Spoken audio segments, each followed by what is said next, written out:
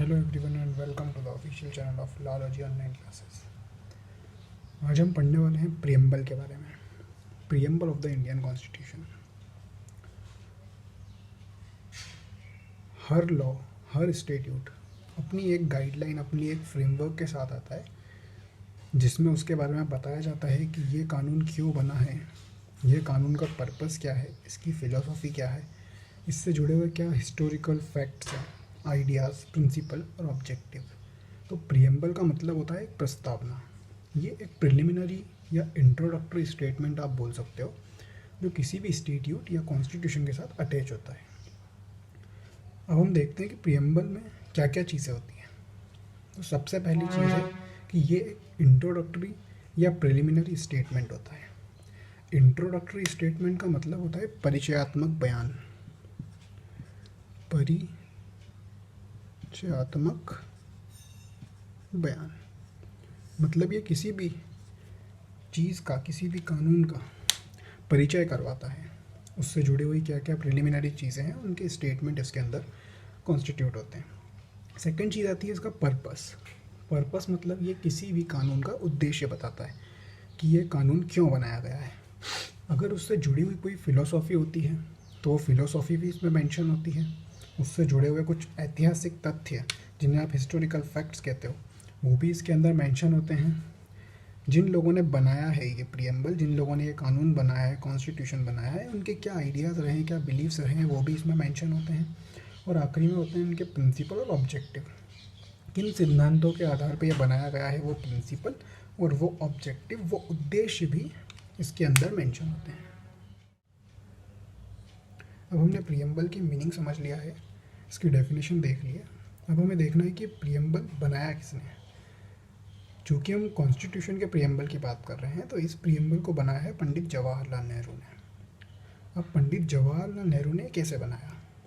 जब हमारा constitution frame हो रहा था, तो कॉन्स्टिट्यूशन फ्रेम होते वक्त कॉन्स्टिट्यूएंट असेंबली में एक ऑब्जेक्टिव रेजोल्यूशन पास किया गया पंडित जवाहरलाल नेहरू द्वारा। ऑब्जेक्टिव रेजोल्यूशन का मतलब होता है उद्देश्य संकल्प। मतलब एक ऐसा रेजोल्यूशन जिसमें इनने डिमांड किया कि हम जो कॉन्स्टिट्यूशन बना रहे हैं वो किसके लिए बना रहे हैं, किस ऑब्जेक्ट के साथ बना रहे हैं, उसे मेंशन किया जाए। ये रेजोल्यूशन पास किया गया 13 दिसंबर 1946 को। उसके बाद 22 जनवरी 1947 को कॉन्स्टिट्यूएंट असेंबली ने इसे अडॉप्ट किया गया। तब से इनने प्रियम्बल बनाया और ये प्रियम्बल का क्रेडिट जाता है पंडित जवाहरलाल नेहरू को। इस प्रियम्बल में हमने कॉन्स्टिट्यूशन किसके लिए बनाया है, उसके क्या फ़िलोसॉफी, उसके क्या ऑब्जेक्टिव है, वो सारे के सारे इसके अंदर मेंशन है। तो अब हम देखेंगे कि इस प्रियम्बल के अंदर क्या क्या चीज़ें हैं। अभी हमने देखा कि कॉन्स्टिट्यूशन बनाया किसने। अब हम देखने वाले हैं कि इस कॉन्स्टिट्यूशन में क्या क्या चीज़ें हैं, क्या क्या चीज़ें इसमें दी गई है। तो कॉन्स्टिट्यूशन स्टार्ट होता है we the people of India से। We the people of India ये क्या इंडिकेट करता है? ये इंडिकेट करता है कि कॉन्स्टिट्यूशन का सोर्स कौन है, मतलब संविधान का सोर्स क्या है। तो ये सोर्स इंडिकेट ये करता है कि जो कॉन्स्टिट्यूशन है वो we the people of India ने बनाया, मतलब हमने बनाया है। हमने बनाया है मतलब इनेक्टेड बाय द पीपल। लोगों ने अपने रिप्रेजेंटेटिव इलेक्ट किए, जो रिप्रेजेंटेटिव कॉन्स्टिट्यूएंट असेंबली में बैठे और उन कॉन्स्टिट्यूएंट असेंबली के रिप्रेजेंटेटिव ने ये कॉन्स्टिट्यूशन फ्रेम करा। मतलब इस कॉन्स्टिट्यूशन का अल्टीमेट सोर्स है we the people of India. फिर इसमें चीज़ आती है सोवरेन, सोशलिस्ट, सेक्युलर, डेमोक्रेटिक और रिपब्लिक। ये इंडिकेट करता है कॉन्स्टिट्यूशन का नेचर।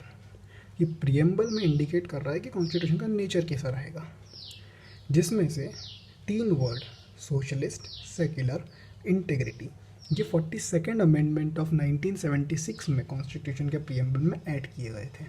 अभी हम इन सबको एक्सप्लेन करेंगे, इन्हें अंडरस्टैंड करेंगे अच्छे से अगले आर्टिकल में। उसके बाद थर्ड चीज़ इसमें आती है जस्टिस, इक्वालिटी, लिबर्टी, फ्रेटर्निटी, जो हमारे कॉन्स्टिट्यूशन के ऑब्जेक्टिव शो करता है। तो ये हमारा आ जाता है ऑब्जेक्टिव वाले कॉलम में। और लास्ट में 26 नवंबर 1949 इसमें एक डेट मेंशन होती है जो कॉन्स्टिट्यूशन के आने की डेट एक्सप्लेन करता है। मतलब इसमें 4 चीज़ें हैं प्रियम्बल के अंदर, एक तो सोर्स, नेचर, ऑब्जेक्टिव और डेट। इसके लिए हमारा पूरा प्रियम्बल बना हुआ है। अब हम देखते हैं कि जो हमारा पहला नेचर है सोवरेन, उसका क्या मतलब होता है? सोवरेन का मतलब होता है एक ऐसा नेशन, एक ऐसी कंट्री जो एक्सटर्नल फोर्स से फ्री हो। मतलब कोई भी दूसरी कंट्री या कोई भी दूसरी अथॉरिटी उस पर अपना कंट्रोल नहीं दिखाती हो। तो India is a sovereign country, that means a nation free from external force. अब हमारी कंट्री जो सोवरेन है वो इंटरनली भी है और एक्सटर्नली भी है। मतलब हमारे इंटरनल डिसीजन भी हम खुद ले सकते हैं, हमारी गवर्नमेंट फ्री है अपने डिसीजंस लेने के लिए, हम पे कोई भी एक्सटर्नल फोर्स, कोई बाउंडेशन नहीं लगाता है। और दूसरा, एक्सटर्नली भी हम फ्री है, मतलब हम किसी भी फॉरेन कंट्री के किसी भी डिसीजन से इफेक्ट नहीं होंगे, हम अपने डिसीजंस खुद ले सकते हैं। ये होता है सॉवरेन का मतलब। अगला वर्ड जो हमारे नेचर को शो करता है वो होता है सोशलिस्ट। जैसा कि मैंने बताया था कि socialist word 42nd amendment of constitution में ऐड किया गया था। कॉन्स्टिट्यूशन में सोशलिस्ट वर्ड का बेसिक मीनिंग ये है, the means of production are wholly और partly controlled by the state. मतलब जहाँ के सारे प्रोडक्शन या तो स्टेट कंट्रोल करता है पूरी तरह से या आधी तरह से वो उसे कंट्रोल करता है। लेकिन हमारे प्रियम्बल में सोशलिस्ट वर्ड का रियल ऑब्जेक्टिव जो है वो महात्मा गांधी और जवाहरलाल नेहरू वाली फिलोसफी से ऐड किया गया था। बट इसका रियल मीनिंग सुप्रीम कोर्ट ने DS Nakara versus union of India वाले केस में एक्सप्लेन करा था कि the real objective of socialism is to provide a decent standard of living to the people. मतलब यहाँ के लोगों को, सारे लोगों को एक डिसेंट स्टैंडर्ड ऑफ लिविंग मिलना चाहिए, ये सुप्रीम कोर्ट ने इस केस में बताया था। मतलब हमारे कॉन्स्टिट्यूशन में सोशलिस्ट वर्ड इकोनॉमिक इक्वलिटी की तरफ पॉइंट आउट करता है। अगला वर्ड हमारे नेचर का होता है सेक्युलर। सेक्युलर काफ़ी ज़्यादा प्रचलित वर्ड है। जैसा कि मैंने पहले बताया था कि ये भी 42nd अमेंडमेंट ऑफ कॉन्स्टिट्यूशन में इनकॉर्पोरेट हुआ था। सेक्युलर का मतलब होता है the state doesn't recognise any official religion. मतलब स्टेट किसी भी एक ऑफिशियल रिलीजन को ऑफिशियली रिकॉग्नाइज नहीं करती है, किसी भी रिलीजन को फॉलो करने के लिए किसी को प्रेशराइज नहीं कर सकती है। इस स्टेट को प्रो रिलीजन स्टेट या एंटी रिलीजन स्टेट भी कहा जा सकता है। मतलब हमारे यहाँ के सिटीजन्स को right to freedom of any religion है, वो कोई भी रिलीजन प्रैक्टिस कर सकता है, फॉलो कर सकता है, अपना रिलीजन चेंज कर सकता है। स्टेट उस पर अपनी कोई बाउंडेशन, कोई लिमिटेशन नहीं लगा सकती। अगला वर्ड जो हमारे कॉन्स्टिट्यूशन के प्रियम्बल को एक्सप्लेन करता है वो है डेमोक्रेटिक। डेमोक्रेटिक वर्ड दो वर्ड से डिराइव किया हुआ है, डेमस एंड क्रेटस। डेमस का मतलब होता है पीपल, क्रेटस का मतलब होता है रूल। मतलब डेमोक्रेटिक का लिटरल मीनिंग होता है पीपल्स रूल। इंडिया में ये वर्ड क्यों यूज़ किया है? Because the government get authority from the will of people. यहाँ की गवर्नमेंट को अथॉरिटी मिलती है लोगों की विल से, लोगों की इच्छा से। लोग जिसे चाहें उसे जिता सकते हैं, उससे गवर्नमेंट बना सकते हैं। It simply means that the government of our country is carried by the people of the state. अब हम कहते हैं कि लोग खुद तो कोई गवर्नमेंट बनाते नहीं हैं, तो इसका मतलब है कि वे अपने रिप्रेजेंटेटिव के थ्रू गवर्नमेंट बनाते हैं। हर पर्सन जो 18 ईयर्स की एज को क्रॉस करता है उसके पास राइट टू वोट होता है और वो इलेक्शन में जाके अपने पसंदीदा कैंडिडेट को जिता सकते हैं, जिससे उनके रिप्रेजेंटेटिव गवर्नमेंट बनाएंगे और फिर वो उनके लिए रूल्स बनाते हैं। ये होता है डेमोक्रेटिक का लिटरल मीनिंग।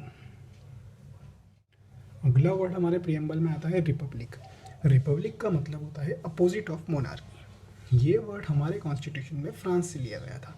इसका मतलब होता है कि जो हमारी कंट्री का हेड होता है, the head of the country, he is elected.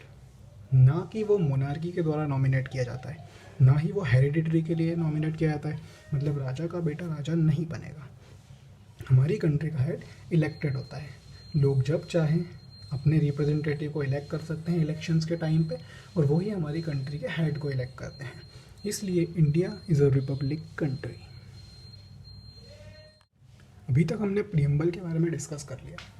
अब एक कुछ इंपॉर्टेंट क्वेश्चन जो यहाँ से बनते हैं वो बनते हैं, क्या प्रियम्बल कॉन्स्टिट्यूशन का पार्ट है? क्या उसे अमेंड किया जा सकता है? तो प्रियम्बल कॉन्स्टिट्यूशन का पार्ट है या नहीं, इसके लिए हमें दो लैंडमार्क केस यहाँ पर डिस्कस करना पड़ेंगे, जिसका एक का नाम है बैरूबेरी केस और दूसरा है केशवानंद भारती केस। इन दोनों केस के landmark judgment number AIR recording यहाँ पे लिखी हुई है, जो आप नोट कर सकते हैं। बैरूबेरी केस में कॉन्स्टिट्यूशन के लिए सुप्रीम कोर्ट ने माना था कि preamble is not a part of the constitution. मतलब प्रियम्बल कॉन्स्टिट्यूशन का पार्ट नहीं है, क्योंकि वो कोई सब्सटेंसिव राइट्स क्रिएट नहीं करता है। प्रियम्बल कोई भी राइट्स क्रिएट नहीं करता है, इसलिए it was not considered to be a part of constitution. ये केस था 1960 का। वहीं 1973 में इस केस के 13 साल बाद केशवानंद भारती केस में सुप्रीम कोर्ट ने माना कि preamble of constitution can not be compare to the preamble of other statute. मतलब कॉन्स्टिट्यूशन के प्रियम्बल को किसी दूसरे कानून के प्रियम्बल से कंपेयर नहीं किया जा सकता है। कॉन्स्टिट्यूशन का प्रियम्बल कॉन्स्टिट्यूशन का बेसिक स्ट्रक्चर शो करता है, इसलिए इसे अ पार्ट ऑफ कॉन्स्टिट्यूशन माना गया। क्योंकि ये स्ट्रक्चर शो करता है, बेसिक स्ट्रक्चर को ये रिफ्लेक्ट करता है, इसलिए इसे कॉन्स्टिट्यूशन का पार्ट माना गया। अभी हमने देखा कि प्रियम्बल कॉन्स्टिट्यूशन का पार्ट है या नहीं, तो हमें पता चला कि कॉन्स्टिट्यूशन ने प्रियम्बल को अपना पार्ट माना। सुप्रीम कोर्ट ने केशवानंद भारती वाले केस में प्रियम्बल को अपना पार्ट माना। तो अब as preamble is a part of constitution, तो क्या ये अमेंड हो सकता है? यस, अंडर आर्टिकल 368 कॉन्स्टिट्यूशन ने पार्लियामेंट को पावर दिया है कि आप हमें अमेंड कर सकते हो। प्रियम्बल को भी इस आर्टिकल के अंतर्गत पार्लियामेंट अमेंड कर सकती है, शर्त कि जो बेसिक फीचर्स हैं वो चेंज नहीं होना चाहिए। मतलब preamble can be amended but the basic features can not be changed. और आज तक सिर्फ एक बार ये प्रियम्बल अमेंड हुआ है, जो कि 42nd अमेंडमेंट ऑफ 1976 रहा है। इसी के साथ प्रियम्बल ऑफ द कॉन्स्टिट्यूशन यहाँ कंप्लीट होता है। होप आप लोगों को ये वीडियो पसंद आया होगा, आपको प्रियम्बल ऑफ कॉन्स्टिट्यूशन का मतलब समझ में आया होगा और इससे जुड़े हुए इंपॉर्टेंट क्वेश्चन के आंसर अब आप लिख सकते हैं। अगर आपको ये वीडियो पसंद आया तो इस चैनल को सब्सक्राइब करें, लाइक करें और कमेंट करके अपने आंसर्स या अपने डाउट्स, क्वेरीज आप पूछ सकते हैं। Thank you.